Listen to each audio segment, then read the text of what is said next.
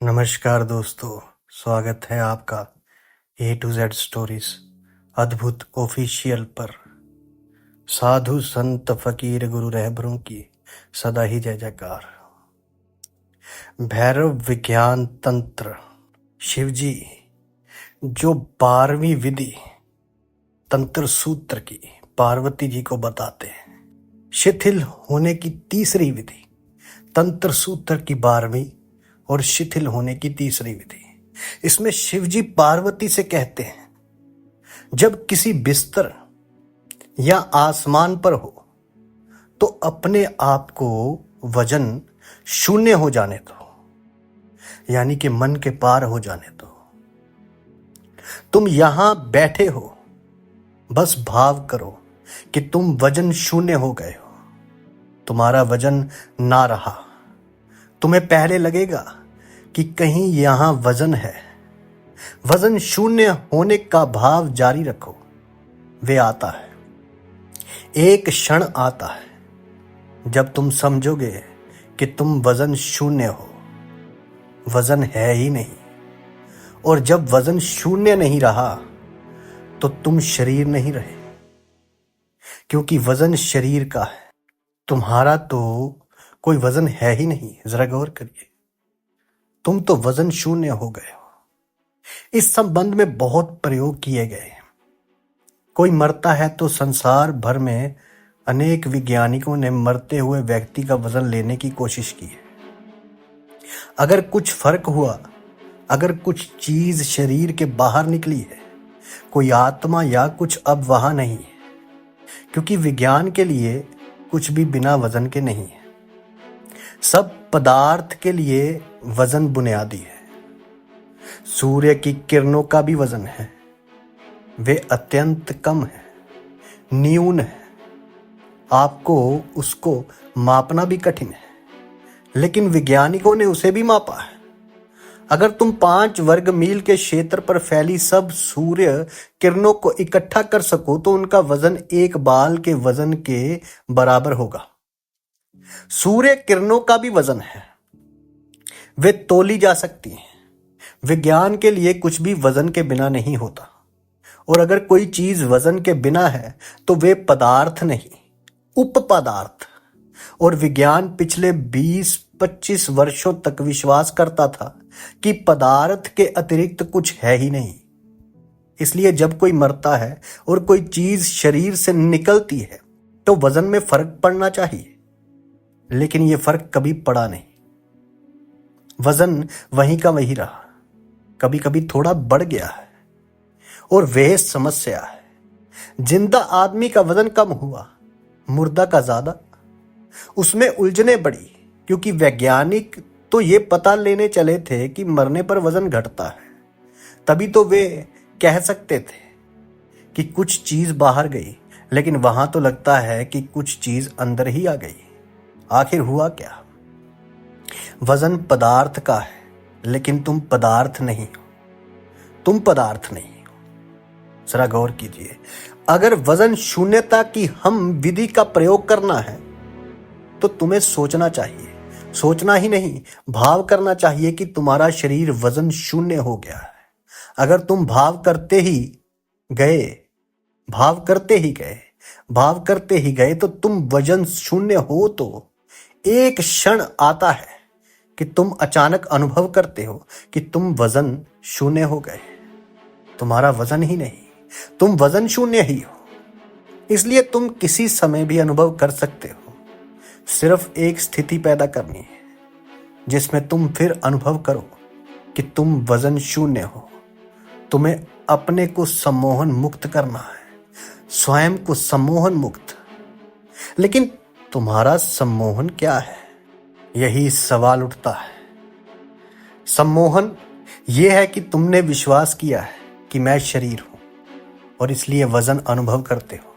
अगर तुम फिर से भाव करो, विश्वास करो कि मैं शरीर नहीं हूं, तो तुम वजन अनुभव नहीं करोगे। यही सम्मोहन मुक्ति है, कि जब तुम वजन अनुभव नहीं करते तो तुम मन के पार चले गए। शिवजी कहते हैं, जब किसी बिस्तर या आसन पर हो तो अपने आप को वजन शून्य हो जाने दो मन के पार। तब वही बात घटती है जिसे आनंद कहते हैं। मन का भी वजन है, प्रत्येक आदमी के मन का वजन है। एक समय कहा जाता था कि जितना वजनी मस्तिष्क हो उतना बुद्धिमान होता है, और आमतौर से ये बात सही है, लेकिन हमेशा सही नहीं है, क्योंकि कभी कभी छोटे मस्तिष्क के भी महान व्यक्ति हुए हैं और महामूर्ख मस्तिष्क भी वजनी होते हैं। कुछ बातें कभी कभी मुर्दा का वजन क्यों बढ़ जाता है? आखिर मुर्दों का वजन क्यों बढ़ जाता है? जरा गौर कीजिए। ज्यों ही चेतना शरीर को छोड़ती है कि शरीर असुरक्षित हो जाता है। बहुत सी चीजें उसमें प्रवेश कर जा सकती हैं, तुम्हारे कारण वे प्रवेश नहीं कर सकती। एक शिव में उनके तरंगे प्रवेश कर सकती है, तुम में नहीं कर सकती है। तुम यहां थे, शरीर जीवित था, वे अनेक चीजों से बचाव कर सकता था। यही कारण है कि तुम एक बार बीमार पड़े कि ये एक लंबा सिलसिला हो जाता है।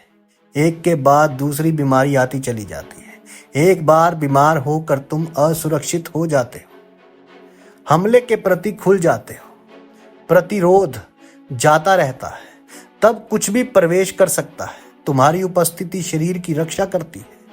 इसलिए कभी कभी मृत शरीर का वजन बढ़ सकता है, क्योंकि जिस क्षण तुम उससे हटते हो उसमें कुछ भी प्रवेश कर सकता है। दूसरी बात है कि जब तुम सुखी होते हो तो तुम वजन शून्य अनुभव करते हो, और दुखी होते हो तो वजन अनुभव करते हो। लगता है कि कुछ तुम्हें नीचे को खींच रहा है, तब गुरुत्व आकर्षण बहुत बढ़ जाता है। दुख की हालत में वजन बढ़ जाता है। जब तुम सुखी होते हो तो हल्के होते हो। तुम ऐसा अनुभव करते हो। क्यों? क्योंकि जब तुम सुखी हो, जब तुम आनंद का क्षण अनुभव करते हो, तो तुम शरीर को बिल्कुल भूल जाते हो, और जब उदास होते हो, दुखी होते हो, तब शरीर के अति निकट आ जाते हो, उससे भूल नहीं पाते, उससे जुड़ जाते हो। तब तुम भार अनुभव करते हो। यह भार तुम्हारा नहीं है, तुम्हारे शरीर से चिपकने का है, शरीर का है। वे तुम्हें नीचे की ओर खींच रहा है, जमीन की तरफ खींचता है, मानो तुम जमीन में गड़े जा रहे हो। सुख में तुम निर्भर होते हो, शोक में, विषाद में वजनी हो जाते हो। इसलिए गहरे ध्यान में जब तुम अपने शरीर को बिल्कुल भूल जाते हो, तुम जमीन से ऊपर हवा में उठ सकते हो। तुम्हारे साथ तुम्हारा शरीर भी ऊपर उठ सकता है। कई बार ऐसा होता है, बहुत से साधुओं ने ऐसा किया है। शरीर उड़ता है, उठ जाता है हवा में। बोलीविया में वैज्ञानिक एक स्त्री का निरीक्षण कर रहे हैं। ध्यान करते हुए वे जमीन से 4 फीट ऊपर उठ जाती है। अब तो ये वैज्ञानिक निरीक्षण की बात है। उसके अनेक फोटो और फिल्म लिए जा चुके हैं। हजारों दर्शकों के सामने वे स्त्री अचानक ऊपर उठ जाती है। उसके लिए गुरुत्वाकर्षण व्यर्थ हो जाता है। अब तक इस बात की सही व्याख्या नहीं की जा सकी है कि क्यों होता है, लेकिन वे स्त्री गैर ध्यान की अवस्था में ऊपर नहीं उठ सकती, या अगर उसके ध्यान में बाधा हो जाए तो भी वे ऊपर से झट नीचे आ जाती है। क्या होता है? आखिर क्या होता है? ध्यान की गहराई में तुम अपने शरीर को बिल्कुल भूल जाते हो। तदात्मय टूट जाता है। शरीर बहुत छोटी चीज है और तुम बहुत बड़े हो। तुम्हारी शक्ति अपरिसीम है। तुम्हारे मुकाबले में शरीर तो कुछ भी नहीं है। ये तो ऐसा ही है कि जैसे एक सम्राट ने अपने गुलाम के साथ तादात्म्य स्थापित कर लिया है। इसलिए जैसे गुलाम भीख मांगता है, वैसे ही सम्राट भी भीख मांगता है। जैसे गुलाम रोता है, वैसे ही सम्राट भी रोता है। और जब गुलाम कहता है कि मैं ना कुछ हूं, तो सम्राट भी कहता है मैं ना कुछ हूं, लेकिन एक बार सम्राट अपने अस्तित्व को पहचान ले कि वे सम्राट है और गुलाम बस गुलाम है, तो कुछ बदल जाएगा, अचानक ही बदल जाएगा। तुम वे अपरिसीम शक्ति हो जो क्षुद्र शरीर से एकात्म हो गई है। एक बार ये पहचान हो जाए, तुम अपने स्व को जान लोगे, स्वयं को जान लोगे, तो तुम्हारी वजन शून्यता बढ़ेगी और शरीर का वजन घटेगा। तब तुम हवा में उठ सकते हो, शरीर ऊपर जा सकता है। ऐसी अनेक घटनाएं हैं जो अभी साबित नहीं की जा सकती, लेकिन वे साबित होंगी, क्योंकि जब एक स्त्री 4 फीट ऊपर उठ सकती है तो फिर बाधा नहीं, दूसरा 1000 फीट ऊपर उठ सकता है, तीसरा अनंत अंतरिक्ष में पूरी तरह जा सकता है। सैद्धांतिक रूप से ये कोई समस्या नहीं है। 4 फीट ऊपर उठे कि 400 फीट कि 4000 फीट, इससे क्या फर्क पड़ता है। राम तथा कई अन्य के बारे में कथाएं हैं कि वे शरीर विलीन हो गए थे। अनेक मृत शरीर इस धरती पर कहीं नहीं पाए गए। मोहम्मद बिल्कुल विलीन हो गए थे। शरीर ही नहीं, आपने घोड़ के साथ। वे कहानियां असंभव मालूम पड़ती है, पौराणिक मालूम पड़ती है, लेकिन जरूरी नहीं है कि वे मिथक ही हों। एक बार तुम वजन शून्य शक्ति को जान जाओ तो तुम गुरुत्वाकर्षण के मालिक हो गए। तुम उसका उपयोग भी कर सकते हो, इसे समझे।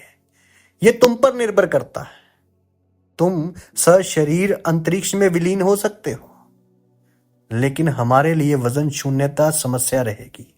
सिद्धासन की विधि है जिसमें बुद्ध बैठते हैं, वजन शून्य होने की सर्वोत्तम विधि है। जमीन पर बैठो, किसी कुर्सी या अन्य आसन पर नहीं, मात्र जमीन पर बैठो। अच्छा हो कि उस पर सीमेंट या कोई कृत्रिमता नहीं हो। जमीन पर बैठो कि तुम प्रकृति के निकटतम रहो, और अच्छा हो कि तुम नंगे बैठो। जमीन पर नंगे बैठो, बुद्धासन में, सिद्धासन में। वजन शून्य होने के लिए सिद्धासन सर्वश्रेष्ठ आसन है। क्यों? क्योंकि जब तुम्हारा शरीर इधर उधर झुका होता है तो तुम ज्यादा वजन अनुभव करते हो। तब तुम्हारे शरीर का गुरुत्व आकर्षण से प्रभावित होने के लिए ज्यादा क्षेत्र है।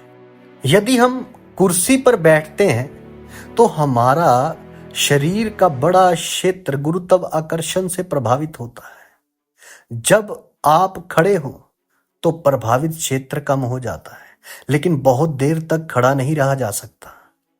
महावीर सदा खड़े खड़े ध्यान करते थे, क्योंकि उस हालत में गुरुत्वाकर्षण का न्यूनतम क्षेत्र घेरता है। तुम्हारे पैर भर जमीन को छूते हैं। जब पांव पर खड़े हो तो गुरुत्वाकर्षण तुम पर न्यूनतम प्रभाव करता है, और गुरुत्वाकर्षण की वजन है, गुरुत्वाकर्षण का वजन है। पांव और हाथों को बांधकर सिद्धासन में बैठना ज्यादा कारगर होता है, क्योंकि तब तुम्हारी आंतरिक विद्युत एक वर्तुल बन जाती है। रीढ़ सीधी रखो। अब तुम समझ सकते हो कि सीधी रीढ़ रखने पर इतना जोर क्यों दिया जाता है। क्योंकि सीधी रीढ़ से कम जगह घेरी जाती है, तब गुरुत्व आकर्षण का प्रभाव कम रहता है। आंखें बंद रखते हैं। आंखें बंद रखते हुए अपने को पूरी तरह संतुलित कर लो, अपने को केंद्रित कर लो। पहले दाईं ओर झुककर गुरुत्व आकर्षण का अनुभव कर लो, इसे अनुभव अवश्य करो। फिर बाईं ओर झुककर गुरुत्वाकर्षण का अनुभव करो।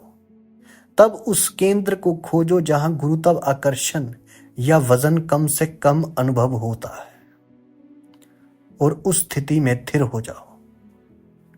और तब शरीर को भूल जाओ और भाव करो कि तुम वजन नहीं हो, तुम वजन शून्य हो। फिर इस वजन शून्यता का अनुभव करते रहो। अचानक तुम वजन शून्य हो जाते हो। अचानक तुम शरीर नहीं रह जाते हो। अचानक तुम शरीर शून्यता के एक दूसरे ही संसार में होते हो। वजन शून्यता शरीर शून्यता है।